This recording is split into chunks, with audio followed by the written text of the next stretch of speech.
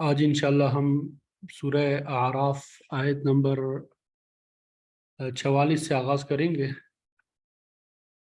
अऊज़ु बिल्लाहि मिनश शैतानिर रजीम। बिस्मिल्लाहिर रहमानिर रहीम। वनादा अस्हाबुल जन्नति अस्हाबन नारि अन क़द वजदना मा वअदना रब्बुना हक़्क़न فهل وجدتم ما وعد ربكم حقا قالوا نعم فأذن مؤذن بينهم اللعنة الله على الظالمين الذين يصدون عن سبيل الله ويبغونها عوجا وهم بالآخرة كافرون وبينهما حجاب وعلى الأعراف رجال يعرفون كلا بسيماهم ونادوا أصحاب الجنة أن سلام عليكم لم يدخلوها وهم يطمعون وإذا صرفت أبصارهم تلقاء أصحاب النار قالوا ربنا لا تجعلنا مع القوم الظالمين ونادى أصحاب الأعراف رجالا يعرفونهم بسيماهم قالوا ما أغنى عنكم جمعكم وما كنتم تستكبرون أهؤلاء الذين أقسمتم لا ينالهم الله برحمة ادخلوا الجنة لا خوف عليكم ولا أنتم تحزنون ونادى أصحاب النار أصحاب الجنة أن أفيضوا علينا من الماء أو مما رزقكم الله قالوا إن الله حرمهما على الكافرين الذين اتخذوا دينهم لهوا ولعبا وغرتهم الحياة الدنيا فاليوم ننساهم كما نسوا لقاء يومهم هذا وما كانوا بآياتنا يجحدون صدق الله العظيم.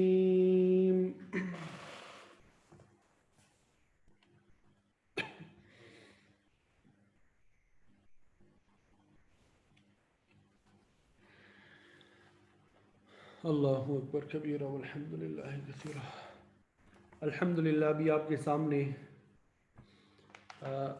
सूरह आराफ आयत नंबर 44 से आयत नंबर 51 तक तिलावत की सआदत हासिल हुई। अभी हम सबसे पहले इन आयत का तर्जुमा पढ़ेंगे, फिर मुफस्सिरीन ने जो तफसीर बयान की है वो इंशाअल्लाह आपके सामने जिक्र करेंगे। वनादा और पुकारेंगे, अगर ये माजी का सीगा है यानी पुकारा, लेकिन ये यहाँ पे फ्यूचर के माना में है, ठीक है। वनादा और पुकारेंगे कौन? अस्हाबुल जन्नति, जन्नत के साथी, यानी अहले जन्नत पुकारेंगे। किन को पुकारेंगे? अस्हाबन नारी, अस्हाब साथियों को कहते हैं, जहन्नुम के साथियों को, यानी अहले जहन्नुम से,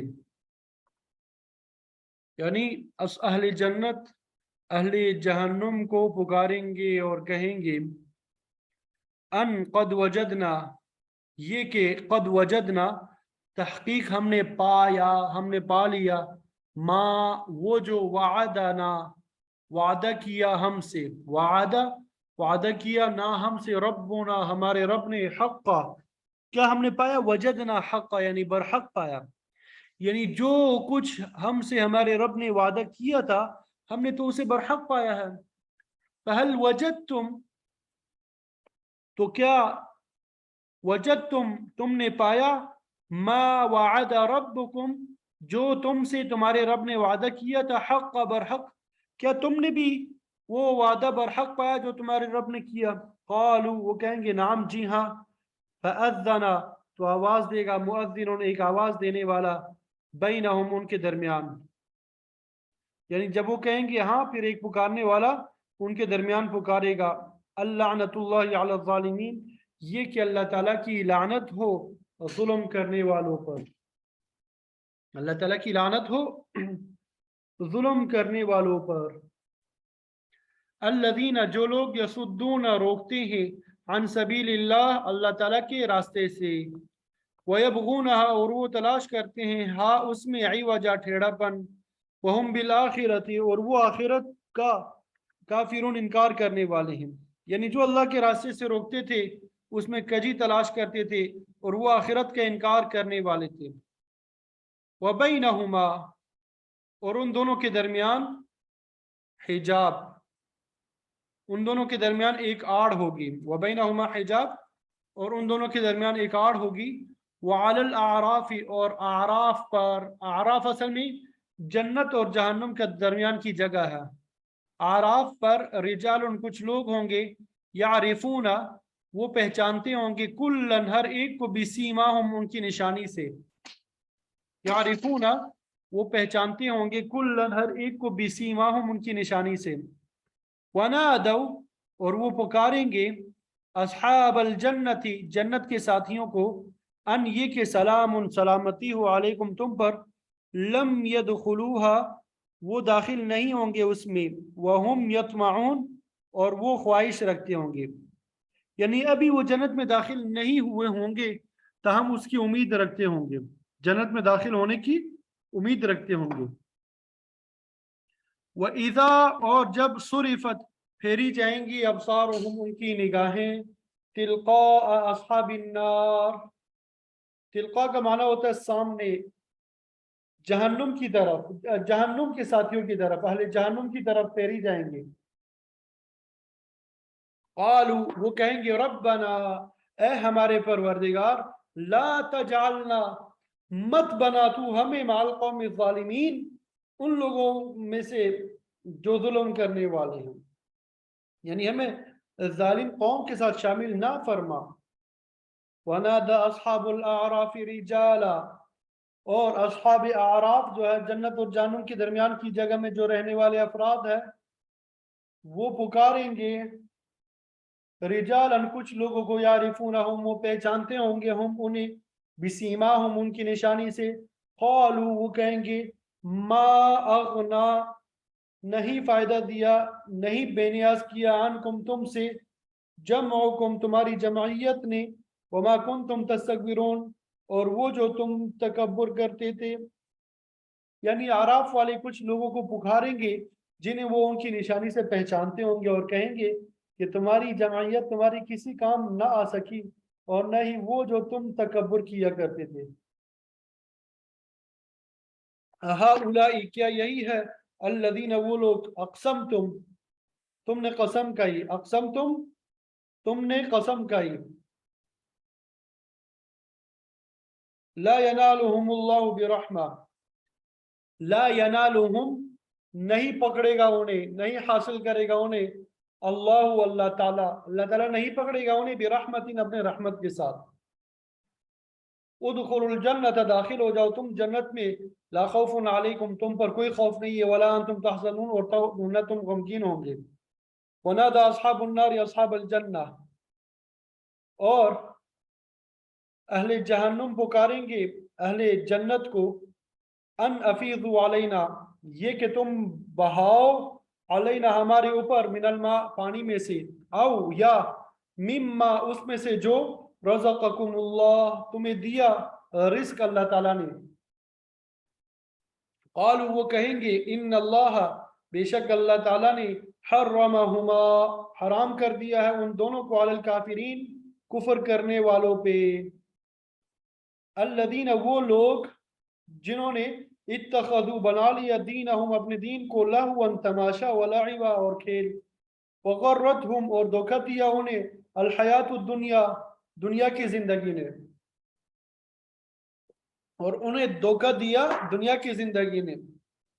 فالیوم، تو آج کے دن، ننساہم، ہم انہیں بھلا دیں گے، کما نسو، جیسا کہ وہ بھول گئے، لقاء یومہم، ان کے دن کی ملاقات کو، ھذا، یہ، وما كانوا بآیاتنا یجحدون، اور وہ ہماری آیتوں کا انکار کرتے رہے، اور وہ جو ہماری آیتوں کا انکار کرتے تھے. تو یہ ان آیات کا ترجمہ ہے جو آپ کے سامنے بیان کر دیا. امید کرتا ہوں کہ ترجمہ سمجھ میں آ گیا ہوگا. ترجمہ سمجھ میں آ گیا؟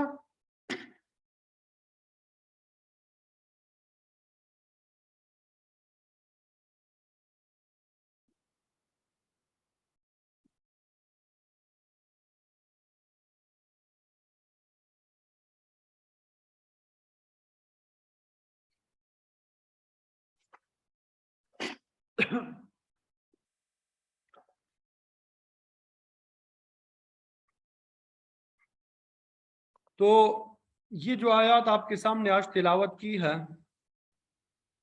ان کا ماقبل کے ساتھ بڑا گہرا تعلق ہے.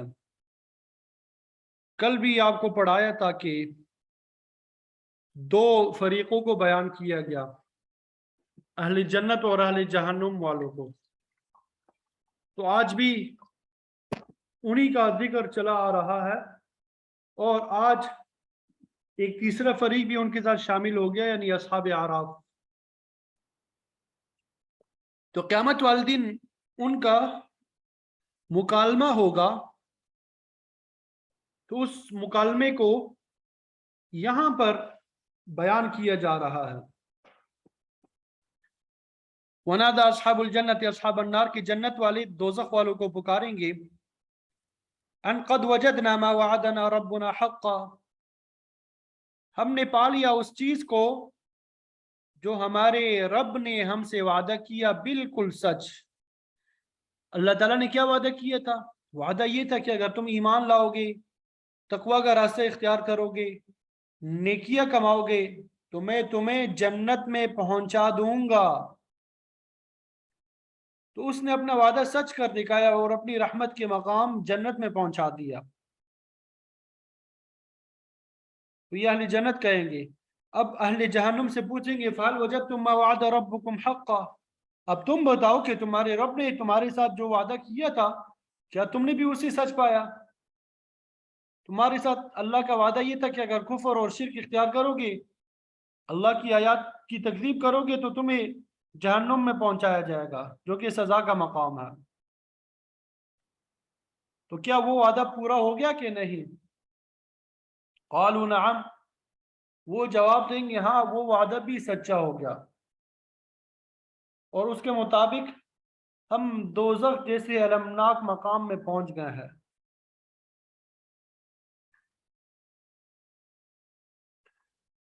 بخاری شریف کی بھی روایت ہے کہ جنگ بدر میں جب بڑے بڑے سردار کافر مارے گئے، تو آپ نے فرمایا ان کی لاشوں کو گھسیٹ کر اس کنویں میں ڈال دو. تو اس وقت آپ صلی اللہ علیہ وسلم نے ان سے خطاب کیا، جس طرح اس آیت کریمہ میں کہ ہم نے تو اپنے رب کا وعدہ سچا پا لیا، کیا تم نے بھی اپنے رب کا وعدہ سچا پا لیا؟ تو اس پر حضرت عمر رضی اللہ تعالیٰ عنہ نے عرض کیا، یا رسول اللہ، ما تکلم من اجساد لا ارواح لها، آپ ایسے اجساد سے، ایسے جسموں سے کلام فرماتے ہیں جن میں روحیں موجود نہیں ہیں، یہ تو مردار ہے، کفر کی حالت میں مرے ہیں، آپ ان سے خطاب کیسے فرماتے ہیں؟ تو آپ صلی اللہ علیہ وسلم نے فرمایا، والذی نفس محمد بیدہ ما انتم بیسمع لما اقول منہم، قسم ہے اس ذات کی جس کے قبضے میں محمد کی جان ہے، میں جو باتیں کر رہا ہوں تم ان کو ان سے زیادہ نہیں سنتے، ولکنہم لا یجیبون، یعنی وہ بھی سن رہے ہیں لیکن یہ جواب نہیں دے سکتے. تو بہرحال جنت والے دوزخیوں سے پوچھیں گے کیا تمہارے رب نے وعدہ سچ کر دکھایا؟ تو وہ وہاں جواب میں دیں گے کہ بالکل ایسا ہی ہوا. فَأَذَّنَ مُؤَذِّنٌ بَيْنَهُمْ، پھر ان کے درمیان ایک پکارنے والا پکار کر کہے گا، یعنی اعلان کرے گا، اللعنۃ اللہ علی الظالمین، کہ ظالموں پر اللہ تعالیٰ کی لعنت ہو، جن لوگوں نے کفر اور شرک کیا، اللہ تعالیٰ کے رسولوں کو جھٹلایا، اللہ تعالیٰ کی توحید کا انکار کیا، معاد پہ یقین نہ لائے، وہ ظالم ہے، ضد اور عناد رکھنے والے معاند کافر ہے، ان پر اللہ تعالیٰ کی لعنت ہو۔ اذن کا لفظی معنی تو یہ ہوتا ہے کہ آذان دی، اور عربی زبان میں یہ لفظ بلند آواز سے عام اعلان کرنے کے لیے استعمال ہوتا ہے۔ نماز کے لیے جو آذان دی جاتی ہے اس سے بھی نماز کا اعلان ہی مراد ہوتا ہے، لیکن یہ شرعی آذان مخصوص اعلان ہے۔ تو فرمایا ظالموں پہ اللہ کی لعنت ہے، وہ یہ لوگ ہیں الذین یصدون عن سبیل اللہ، جو خود بھی گمراہ ہے، دوسروں کو بھی اللہ کے راستے سے روکتے ہیں۔ تو ہر نبی کے دور میں معاند کافروں کا یہی شیوہ رہا ہے۔ شعیب علیہ السلام، موسیٰ علیہ السلام، عیسیٰ علیہ السلام کے واقعات میں ملتا ہے کہ ان کے مخالفین لوگوں کو نبی کی بات سننے سے روکتے تھے۔ آپ صلی اللہ علیہ وسلم کے ساتھ بھی ایسا ہی سلوک کیا گیا۔ اگر کوئی باہر سے آپ سے ملنے کے لیے آتا تو کفار کی کوشش ہوتی کہ وہ آپ سے ملنے نہ پائے، آپ کے بارے میں غلط پروپیگنڈا کر کے لوگوں کو باز رہنے کی تلقین کرتے تھے، کبھی دیوانہ کہتے، کبھی شاعر کہتے، بعض کو طرح طرح کے لالچ دے کر بھی آپ کے قریب جانے سے روکتے تھے، بعض پہ تشدد کرنے سے بھی باز نہ آتے تھے۔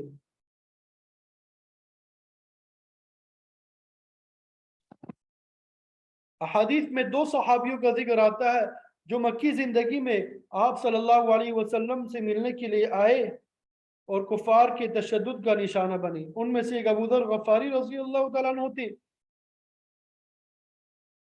جو خود اپنا واقعہ بیان کرتے کہ میں نے سن رکھا تھا کہ مکے کے سردار باہر سے آنے والوں کو آپ صلی اللہ علیہ وسلم کی خدمت میں حاضر ہونے سے روکتے ہیں۔ تو جب میں مکہ پہنچا تو آپ کا پتہ دریافت کرنے کے لیے میں نے ایک کمزور سے آدمی کو مخاطب کیا، خیال یہ تھا کہ یہ آسانی سے پتہ بتا دے گا، کوئی چھو چرا نہیں کرے گا، لیکن جو ہی میں نے آپ صلی اللہ علیہ وسلم کا نام لیا اس نے فوراً شور مچا لیا، پکڑ لو یہ صحابی ہے، آپ کو ملنے کے لیے آیا ہے۔ حضرت ابو ذر غفاری رضی اللہ تعالیٰ عنہ فرماتے ہیں کہ لوگوں نے حرم کے قریب مجھے اتنا مارا کہ میں لہو لہان ہو گیا، بے ہوش ہو کے گر پڑا۔ مطلب یہ کہ مشرکین اللہ کے راستے سے روکنے کے لیے غلط پروپیگنڈا کے علاوہ طرح طرح کی اذیت بھی دے دیتے تھے۔ مخالفین اسلام نے اسلام کے خلاف پروپیگنڈا کو مؤثر ہتھیار کے طور پہ استعمال کیا۔ ان کا مقصد یہ ہوتا ہے کہ اسلام کی اتنی عیب جوئی کی جائے کہ اس کے قریب کوئی نہ آئے۔ یہودیوں اور عیسائیوں نے ہمیشہ یہی ہتھیار استعمال کیا۔ یہودی تو اس معاملے میں بہت آگے ہے، تاہم عیسائی بھی ان سے پیچھے نہیں رہے۔ انہوں نے لوگوں کو مفت تعلیم اور ملازمت کا لالچ دیا، ہسپتال قائم کیے، حتیٰ کہ عورتوں کے ذریعے بھی اپنے نظریات کی اشاعت کرتے رہے، جو کہ در حقیقت اسلام کے خلاف سازش ہے۔ تو اللہ کے دین سے روکنے کے لیے آج بھی لوگ برسر پیکار ہے۔ یہود و نصارہ تو ٹھیک ہے، وہ تو کرتے ہی رہتے ہیں، لیکن یہود و نصارہ کا مشن پورا کرنے کے لیے بعض مسلمان بھی ان کے مشن میں شریک ہے۔ وہ نام لیتے ہیں قرآن اور حدیث کا کہ ہم قرآن پڑھاتے ہیں، حدیث پڑھاتے ہیں، علماء سے دور کرنے کی کوشش کرتے ہیں۔ آج کل یہ بڑی وبا پھیلی ہوئی ہے کہ اب ظاہر ہے قرآن کے خلاف تو کوئی بات نہیں کر سکتا، حدیث کے خلاف براہ راست کوئی بات نہیں کر سکتا، اسلام کے خلاف بات نہیں کر سکتا، لیکن وہ بات کرتا ہے اپنی بڑاس نکالنے کے مولوی کے خلاف کہ فلاں مولوی نے ایسا کیا، وہ کیا۔ اصل میں یہ مولوی کون ہے؟ اگر مولوی کو قرآن اور حدیث سے ہٹا لیا جائے، دین سے ہٹا لیا جائے، تو مجھے بتائیں قرآن اور حدیث کون پڑھائے گا؟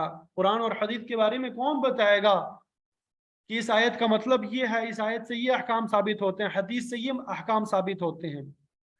تو جو لوگ حقیقی علماء سے لوگوں کو متنفر کرتے ہیں وہ در حقیقت یصدون عن سبیل اللہ میں شامل ہے۔ بے شمار افراد موجود ہے، سوشل میڈیا بھرا پڑا ہے اس سے۔ اللہ تعالیٰ ہمارے بچوں کی حفاظت فرمائے ایسے افراد سے۔ تو یہ لوگ اللہ کے راستے سے روکتے ہیں، وَيَبْغُونَهَا عِوَجًا، اور اس میں کجی تلاش کرتے ہیں، اسلام کی ایسی عیب جوئی کرتے ہیں کہ کوئی شخص اس کے قریب نہ آئے۔ غیر مسلم قومیں اسلام کی حدود کو اکثر اپنے پروپیگنڈے کے ذریعے بناتی ہے، کہتے ہیں کہ اسلام نے وحشیانہ سزائیں مقرر کر رکھی ہے، ہاتھوں کو کاٹنا، رجم وغیرہ کو غیر انسانی سزائیں قرار دیتے ہیں، یعنی جو اسلامی حدود ہے ان کو نعوذ باللہ من ذالک وحشیانہ سزائیں کہتے ہیں۔ اسی طرح تعدد ازواج پہ بھی اعتراض کیا جاتا ہے، یہ تو عیاشی کا ذریعہ ہے، حالانکہ اگر کوئی شخص بیک وقت 10 عورتوں سے ناجائز تعلقات قائم کر لے، اس کو گوارا کر لیتے ہیں، لیکن دوسری بیوی سے نکاح کر لینے کے خلاف زمین و آسمان نہیں کر دیتے ہیں۔ یہ سب اسلام میں عیب جوئی کی تلاش ہے، جس کے ذریعے اسے ناکام کرنے کی کوشش کی جاتی ہے۔ تو فرمایا اللہ کے راستے سے روکنے اور دین میں کجی تلاش کرنے والوں کی ایک خصلت یہ بھی ہے، وَهُمْ بِالْآخِرَةِ كَافِرُونَ، وہ آخرت کے انکار کرنے والے ہیں، وہ اس چیز کو تسلیم کرنے کے لیے تیار نہیں ہے کہ مرنے کے بعد پھر اٹھنا ہے، حساب کتاب کی منزل آنی ہے اور انہیں جزا یا سزا سے دوچار ہونا ہے۔ جدید تمدن کے لوگ اب تو اس قدر مصروف ہو چکے ہیں کہ انہیں آخرت کی فکر کا موقع ہی نہیں ملتا، 24 گھنٹے لہو لعب میں مشغول ہے، آدھی رات تک ٹی وی وغیرہ پہ موبائل پہ پروگرام دیکھتے رہتے ہیں۔ تو بھلا ایسے میں آخرت کی طرف کون توجہ دے گا؟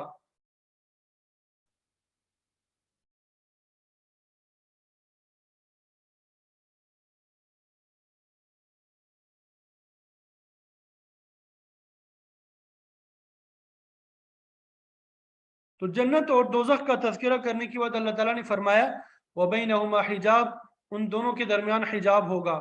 سورہ حدید میں اسے ایک بڑی فصیل سے تعبیر کیا گیا جو منافقین اور مؤمنین کے درمیان حائل ہوگی۔ اس فصیل کی ایک طرف اللہ تعالیٰ کی رحمت ہوگی، دوسری طرف عذاب ہوگا۔ بعض مفسرین فرماتے ہیں کہ یہ حجاب بھی وہی چیز ہے، یعنی ایک بڑی فصیل ہے جو سورہ حدید میں بیان ہوئی۔ وَعَلَى الْأَعْرَافِ رِجَالٌ، اور آراف پر کچھ لوگ ہوں گے۔ آراف اونچے مقام، پہاڑ یا اونچی دیوار کو کہتے ہیں، اور حجاب بھی اسی کا دوسرا نام ہے۔ ایک طرف جنت کا نظارہ ہوگا، دوسری طرف جہنم کا۔ ویسے عرف اور معروف نیکی کو کہا جاتا ہے، اور نیکی میں بھی اونچائی کا مفہوم پایا جاتا ہے۔ عرف جو ہے خوشبو کو بھی کہتے ہیں، جس میں بڑی مہک پائی جاتی ہے۔ گھوڑے کی گردن پہ جو بال ہوتے ہیں ان کو بھی آراف کہتے ہیں۔ تو یہاں پر اس اونچے مقام کا نام آراف ہے جو جنت اور دوزخ کے درمیان ہوگا۔ اللہ ہی جانتا ہے کہ آراف کب تک قائم رہے گا، تاہم قیامت والے دن حساب کتاب کی منزل کے بعد کچھ لوگ جنت میں جائیں گے، کچھ جہنم میں جائیں گے، بعض لوگوں کو آراف کے اوپر ٹھہرایا جائے گا۔ اب اس کے بارے میں مختلف اقوال ہے۔ بعض مفسرین فرماتے ہیں کہ یہ اونچے درجے کے لوگ ہوں گے جن کو جنت اور دوزخ دونوں کی طرف کے حالات کے مشاہدے کے لیے کھڑا کیا جائے گا، لیکن حدیث سے معلوم ہوتا ہے کہ صاحب اعراف وہ لوگ ہیں جن کی نیکیاں اور برائیاں برابر ہوں گی۔ کچھ عرصے تک وہ اس مقام پہ ٹھہریں گے اور آخر میں اللہ تعالیٰ کی رحمت غالب آ جائے گی، ان کو جنت میں جانے کی اجازت مل جائے گی، تاہم وہ اہل ایمان ہی ہوں گے، کافر یا مشرک وغیرہ نہیں ہوں گے۔ بعض کہتے ہیں کہ مشرکین کی جھوٹی اولاد کو آراف میں رکھا جائے گا، اور بعض یہ بھی فرماتے ہیں کہ آراف کی مکین وہ شہداء ہوں گے جو دنیا میں اپنے والدین کی نافرمان ہوں گے۔ بعض فرماتے ہیں کہ صاحب آراف لوگ فطرت والے لوگ ہوں گے، یعنی ایسے لوگ جو عیسیٰ علیہ السلام اور آپ صلی اللہ علیہ وسلم کے درمیانی دور میں دنیا میں آئے، لیکن ان کے پاس کوئی نبی نہیں آیا اور نہ انہیں ہدایت نصیب ہوئی، تو انہوں نے شرک بھی نہیں کیا۔ تو ایسے لوگوں کو آراف میں کچھ عرصے رکھا جائے گا، پھر جنت میں داخل کیا جائے گا۔ شاہ ولی اللہ محدث دہلوی رحمۃ اللہ علیہ، انہوں نے اس معاملے میں تمام مفسرین سے مختلف انداز اختیار فرمایا۔ فرماتے ہیں کہ آراف کے مقام پہ 2 قسم کے لوگ ہوں گے۔ پہلی قسم ان لوگوں کی ہوگی جو عقل سلیم رکھتے ہیں، ان کے قوہ بالکل درست ہے، سوچنے سمجھنے کی صلاحیت رکھتے ہیں، لیکن ان تک اسلام کی دعوت صحیح طریقے سے نہیں پہنچی، ان پہ حجت تمام نہیں ہوئی۔ مثلا کسی مقام تک اسلام کا کوئی مبلغ پہنچا ہی نہیں، یا اگر پہنچا ہے تو زبان کے اختلاف کی وجہ سے وہ اسلام کی دعوت صحیح طریقے پہ نہ پہنچا سکا، اور ان لوگوں نے کفر یا شرک بھی نہیں کیا، نہ ہی مکمل طور پہ ایمان لائے، تو شاہ صاحب فرماتے ہیں کہ یہ لوگ اہل اعراف ہیں۔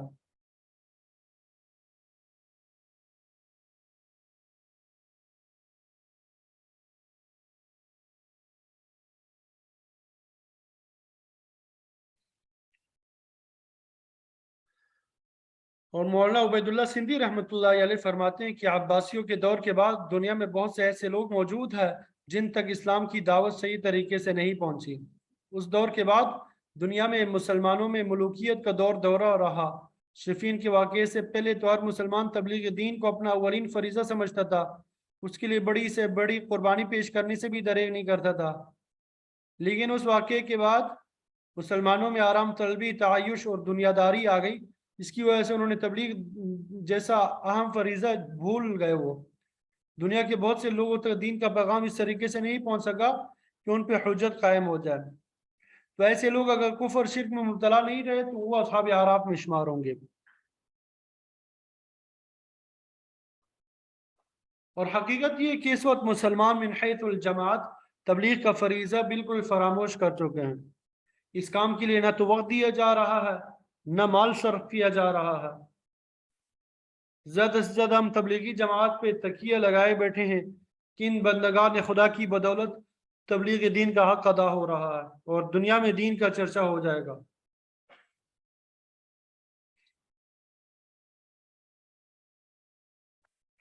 लेकिन हमें ये देखना होगा कि असल ज़रूरत का ये कितने फीसदी काम हो रहा है।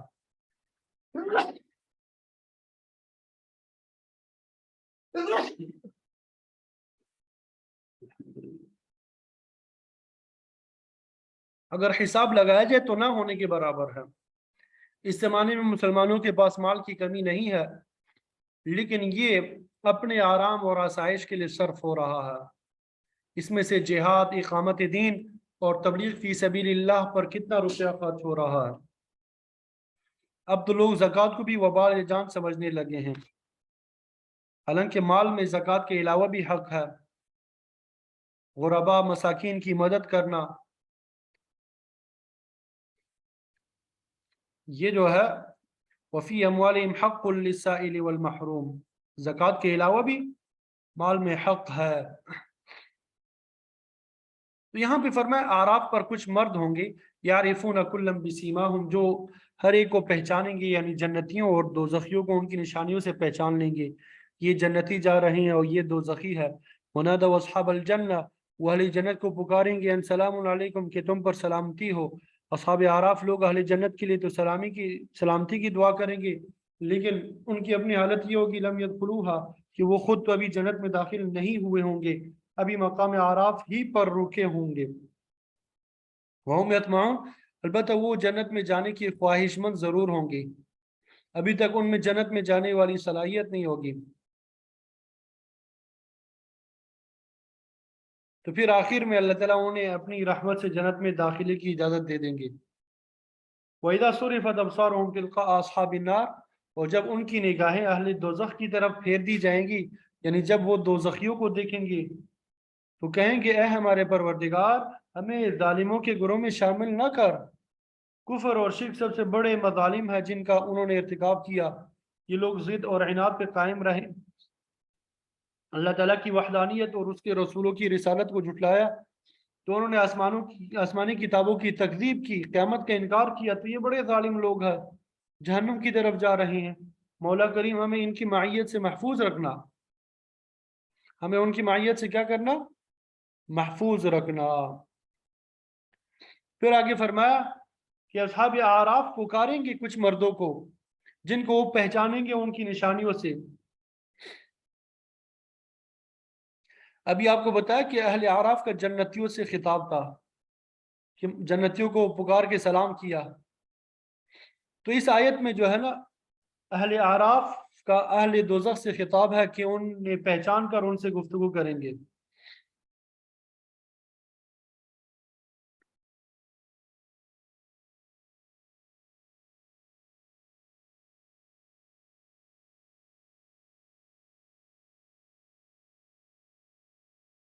अब ये बात कि अहले आराफ किस किस्म की निशानियों से अहले जन्नत और अहले दोज़ख को पहचानेंगे, तो उनका जिक्र कुरान मजीद में मुख्तलिफ मकामात में मौजूद है।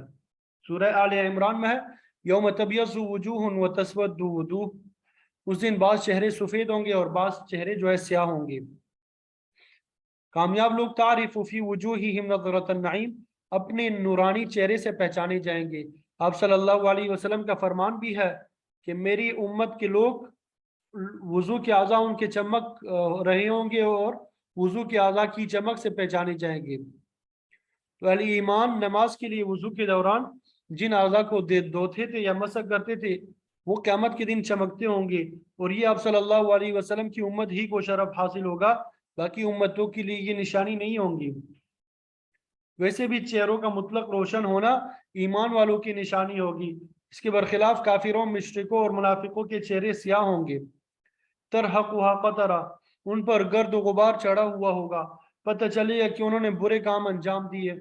उनके गंदे फिक्र की स्याही उनके चेहरों से नुमाया होंगी। तो इन निशानियों से अहले आराफ जन्नती और दोज़खी लोगों को पहचान सकेंगे। और कालू, आराफ वाले दोज़खियों से कहेंगे, मा अगना अन्कुम जमउकुम, तुम्हारा ग्रोह कुछ काम ना आया। तुमने बड़ी बड़ी पार्टियां बना रखी थी, किसी को नुकसान पहुंचाना हो, दंगा फसाद करना हो, तुम्हारे वर्कर हर वक्त हाजिर रहते, और अपने हिफाजत के लिए तुमने बॉडीगार्ड रखे हुए थे। लेकिन ये तमाम वसाइल आज तुम्हारे कुछ भी काम ना आए। अल्लाह ताला ने फरमाया, यातीना फरदा, हर शख्स को हमारे रूबरू अकेले ही आना है। मुहासबे की मंजिल के बाद फिर दोजख में भी अकेले ही जाना होगा। इस दुनिया में कायम करदा तमाम इंतजाम जो है बेसूद साबित होंगे। तो वो बहरहाल आराफ वाले दोजख वालों से कहेंगे कि एक तो तुम्हारी पार्टी कुछ मुफीद ना हुई, वमा कुंतुम तस्तकबिरून, और जो कुछ तुम तकब्बुर कर देते वो आज भी वो भी काम ना आया। तो अहले आराफ पूछेंगे कि आज तुम्हारा गुरूर और तकब्बुर कहाँ गया? तुम तो बड़े बड़े दावा किया करते थे, शेखियां बिगाड़ते थे, वो सब खत्म हो गए। तकब्बुर जो है वो इख्तिदार और माल की वजह से होता है। दुनिया में तुम्हारे पास हुकूमत थी, इख्तिदार था, बेइंतहा माल था, जिसकी वजह से तुम समझते थे यहसबू अन्ना मालहू अखलदा, कि ये तुम्हें बचा लेगा। तो हर दौलतमंद बखील यही समझता है कि मुश्किल वक्त में उसका माल उसके काम आएगा। लेकिन बताओ आज तुम्हारा माल कहाँ गया? जब अल्लाह ताला पकड़ने पे आता तो फिर कोई नहीं बचा सकता। अहले आराफ कहेंगे कि ए बदकिस्मत लोगो, आज ना तो तुम्हारी जमइयत काम आई और ना माल जो है जिसकी वजह से तुम तकब्बुर किया करते थे वो तुम्हारी कुछ काम आई। तो अहले दोज़ख से खिताब के दौरान अहले आराफ जन्नतियों की तरफ इशारा करके कहेंगे, अहा उला इल्लज़ीना अक़समतुम, क्या ये वही लोग नहीं है जिनके मुतालिक तुम कसमें खाते थे, ला यनालुहुमुल्लाहु बिरहमा, इनको अल्लाह ताला की रहमत नहीं पहुंचेगी। तुम इन लोगों को अपनी नज़रों में हकीर समझते थे, कहते थे कि इनको कौन पूछेगा, इनको भलाई कहाँ से मिलेगी, ये इज्जत के मकाम पे कैसे पहुंच सकते हैं। लेकिन आज तो इनको हुक्म ये हुआ है, दुखुलुल जन्नह, कि जन्नत में दाखिल हो जाओ, तुम्हारे ऊपर न तो कोई खौफ है और न तुम गमगीन होंगे। लेकिन इसके बरखिलाफ जो लोग तुम्हें हकीर समझते थे वो खुद दोजख में जल रहे हैं, लेकिन तुम बिला खौफ व खतर जन्नत में चले जाओ। इब्न अब्बास रज़ी अल्लाह तआला अन्हुमा की रिवायत में आता है कि जन्नत और दोजख वाले एक दूसरे को देख के पहचान सकेंगे, वो आपस में बातचीत भी करेंगे। हर शख्स अपने अजीज और कराबतदारों को भी पहचानेगा। एक दूसरे से मुलाकात करना चाहेंगे तो करा दी जाएगी और वो एक दूसरे की बात सुन सकेंगे। फिर अल्लाह ताला ने जन्नतियों और दोजखियों के दरमियान होने वाली बातचीत का तज़किरा फरमाया, वनादा अस्हाबुन नारी अस्हाबल जन्नह, दोजख वाले जन्नत वालों से पुकार कर कहेंगे, नफीसु अलैना मिनल मा, खुदा के लिए हमारे ऊपर थोड़ा सा पानी बहा दो। तुम्हारे पास बागात है, नहरें हैं, आसाइश की हर चीज़ मुयस्सर है, लेकिन हम यहाँ पे सख्त प्यास है, तड़प रहे हैं, मेहरबानी करके हमें थोड़ा सा पानी दे दो। मिम्मा रज़क़कुमुल्लाह, उस रोज़ी में से कुछ दे दो जो अल्लाह ताला ने तुम्हें अता की है। हम इस वक्त बहुत तकलीफ में है, सख्त भूख और प्यास में मुब्तला है, हल्क खुश्क हो रही है, तो अल्लाह ताला की अता की हुई नेमतों में से भी हमें कुछ दे दो। तो ऐसे लोगों की हालत तो अल्लाह ताला ने ये बयान फरमाई कि वो आदाब में जल रहे होंगे। जब वो प्यास से बेताब हो जाएंगे तो वो पानी की तरफ इस तरह दौड़ते हुए जाएंगे जिस तरह प्यासे ऊंट पानी पर जाते हैं। लेकिन वहां पे लहुम शराब मिन हमीम, उनके लिए खोलता हुआ पानी होगा। अगर एक घूंट भी हल्क से नीचे उतारेंगे तो वो आंतों को काट कर फेंक देगा।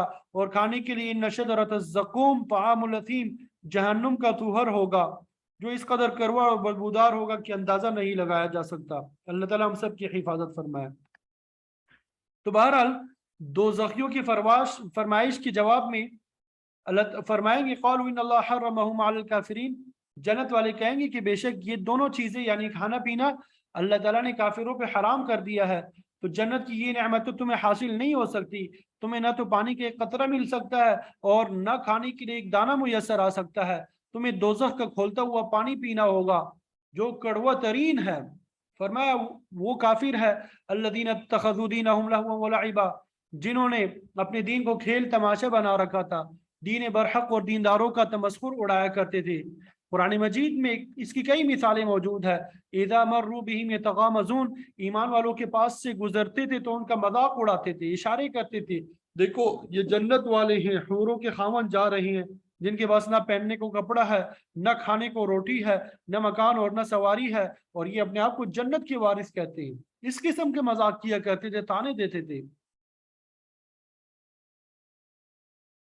اور ان کی بدنصیبی یہ بھی تھی غرتہم الحیات الدنیا، کہ دنیا کی زندگی نے انہیں دھوکے میں ڈال دیا تھا، انہوں نے دنیا کے آرام اور آسائش کو ہی اول اور آخر سمجھ لیا تھا، کہتے تھے کہ یہ ہم سے کبھی جدا نہیں ہوں گے،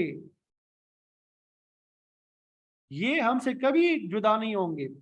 اور پھر سب سے بڑی بدقسمتی یہ ہوگی کہ اللہ تعالیٰ فرمائیں گے فَالْيَوْمَ نَنْسَاهُمْ، آج کے دن ہم انہیں فراموش کر دیں گے، بالکل نظر انداز کر دیں گے، كَمَا نَسُوا لِقَاءَ يَوْمِهِمْ هَذَا، جس طرح انہوں نے اس قیامت کے دن کو فراموش کر دیا تھا۔ کہتے تھے کوئی حساب کتاب نہیں ہے، نہ کوئی جنت دوزخ ہے، نہ کسی نے مر کے دوبارہ اٹھنا ہے، انہیں اس بات کا تصور ہی نہیں تھا کہ ان کے ساتھ یہ معاملہ پیش آنے والا ہے۔ تو جس طرح انہوں نے آج کے دن کو بھلا دیا تھا، اس طرح ہم بھی انہیں فراموش کر دیں گے۔ مطلب یہ کہ اللہ تعالیٰ ایسے منکرین کے ساتھ وہ سلوک کریں گے جو کسی فراموش شدہ آدمی کے ساتھ کیا جاتا ہے۔ بعض اوقات بڑے بڑے واقعات، حادثات اور تقریبات میں بعض لوگ یاد ہی نہیں آتے، بعد میں یاد آتا ہے کہ فلاں شخص رہ گیا، اس کی اطلاع نہیں دی جا سکی۔ تو اللہ تعالیٰ کا مقصد یہ کہ قیامت کے دن ہم ایسے لوگوں کو اپنی رحمت سے دور کر دیں گے، ہم انہیں جنت کی نعمتوں سے اس لیے بھی محروم کر دیں گے وَمَا كَانُوا بِآيَاتِنَا يَجْحَدُونَ، کہ وہ ہماری آیتوں کا انکار کرتے تھے، ہمارے احکام کی تکذیب کرتے تھے، نبی کے فرمان کو جھٹلاتے تھے، توحید و رسالت پہ ایمان نہیں لاتے تھے، قیامت کے دلائل کو تسلیم نہیں کرتے تھے۔ ہم نے دلائل دیے، طرح طرح کی مثالیں پیش کی، لیکن انہوں نے کسی بات کو نہ مانا، تو آج یہ اسی سلوک کے مستحق ہے، ان کے لیے جنت کی نعمتیں جو ہے وہ ممنوع ہے۔ اللہ تعالی ہمیں جنت کے اعمال نصیب فرمائے اور جنت کی طرف لے جانے والے تمام اعمال ہمارے لیے آسان بنائے اور ہمیں جنت نصیب کرے، اور جہنم کے اعمال سے ہماری حفاظت فرمائے، جہنم کی طرف لے جانے والے اعمال سے ہم سب کی حفاظت فرمائے۔ وآخر دعوانا الحمد للہ رب العالمین۔